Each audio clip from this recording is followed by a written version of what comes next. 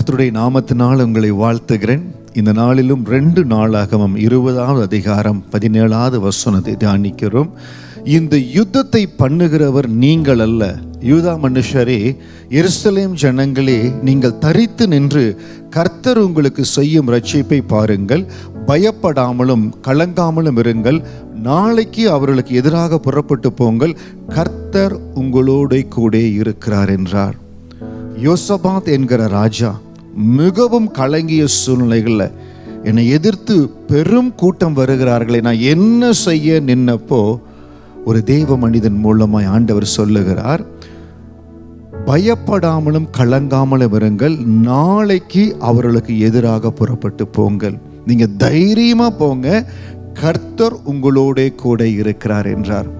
அருமையான தேவ ஜனமே, நாளைக்கு இல்லை அடுத்த வாரத்தில் இல்லை அடுத்த மாதத்தில் நீங்கள் சந்திக்க வேண்டிய ஒரு பெரிய டெஸ்ட் இருக்குது, ஒரு பெரிய சோதனை இருக்குது, இல்லை ஒரு பெரிய அசைன்மெண்ட். இதை நான் செய்து முடிக்கணும், நான் சந்திக்கணும். ஆனால் என் சக்திக்கு மீறிய காரியமாக இருக்குது. ஆண்டவர் இன்றைக்கு வாக்கு கொடுக்கிறார், நீங்கள் பயப்படாமலும் கலங்காமலும் இருங்கள்.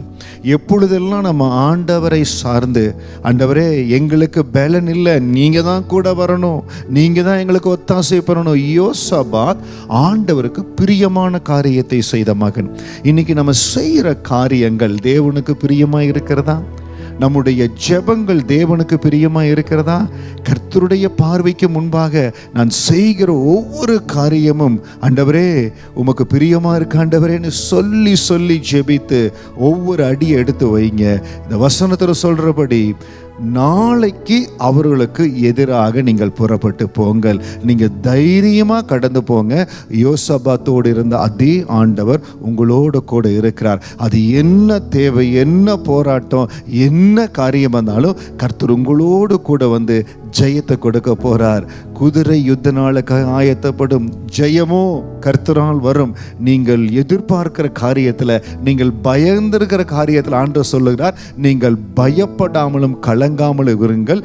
அவர்களுக்கு எதிராக புறப்பட்டு போங்கள். கர்த்தர் உங்களோட கூட இருக்கிறார். God is with you. ஆண்டவருடைய கரம் உங்களோடு இருக்கிறது. உங்களை அற்புதமாய் ஆண்டவர் வழி நடத்துவார். God bless you.